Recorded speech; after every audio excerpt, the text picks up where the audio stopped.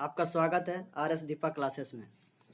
आज हम उन सवालों का डिस्कस करेंगे जो रेलवे एसएससी में बार बार पूछे जाते हैं, जो आने वाले एग्जाम के दृष्टिकोण से बहुत ही महत्वपूर्ण है।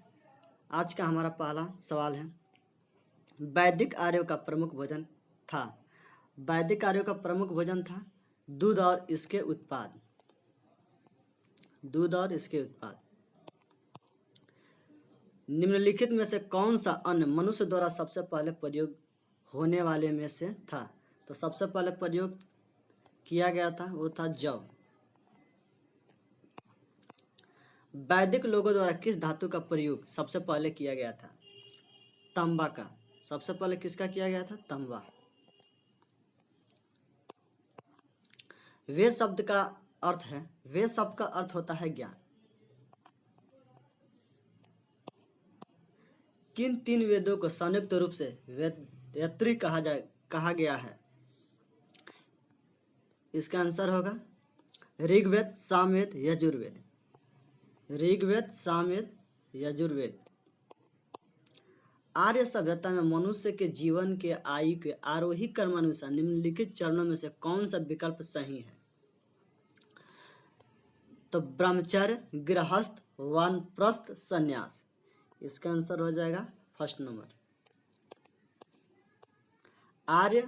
आर्य पूर्व के साथ अपने संघर्ष में सफल रहे, क्योंकि उन्होंने घोड़े द्वारा चलाए जा रहे रथों का प्रयोग किया था।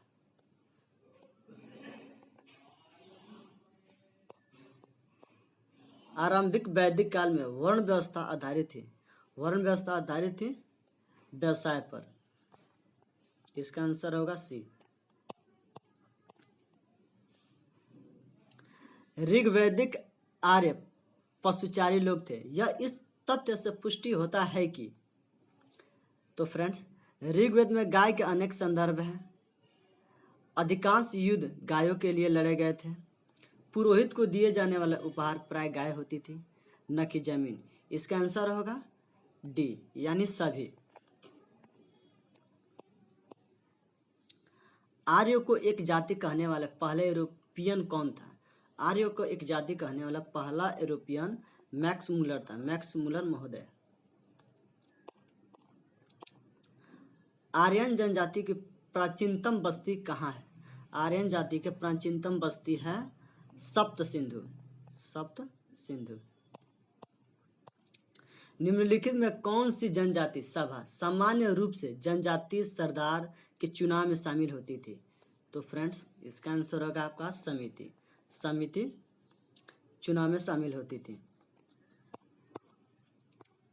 राज्याभिषेक समारोह का विवरण निम्नलिखित में से किसमें किया गया है? तो इसका आंसर होगा फ्रेंड्स ऐत्रण ब्राह्मण। ऐत्रण ब्राह्मण का विवरण किया गया है। वैदिक युग में राजा अपनी जनता से जो कर वसूल करते थे उसे क्या कहते थे? उसे कहते थे हम बलि। बलि के नाम से जानते थे। प्रसिद्ध गायत्री मंत्र कहाँ से लिया गया है? तो फ्रेंड, पता होना चाहिए। प्रसिद्ध गायत्री मंत्र लिया गया है आपका सामवेद से।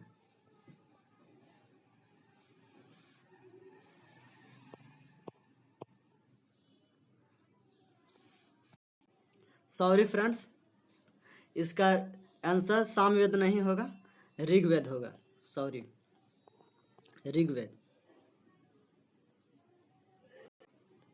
तो फ्रेंड्स, आगे बढ़ते हैं, देखते हैं नेक्स्ट क्वेश्चन। भारतीय प्रतीक पर उत्कीर्ण सत्यमेव जयते लिया गया है। तो सत्यमेव जयते लिया गया है मुंडकोपनिषद से। मुंडकोपनिषद से। निम्न में से किस विदुषी ने वाद विवाद में अजय याज्ञवल्क्य को चुनौती दी थी?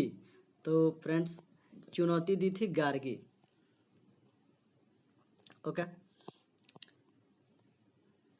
प्राचीन भारत में निम्नलिखित में किस विवाह को विधि सम्मत नहीं माना जाता है?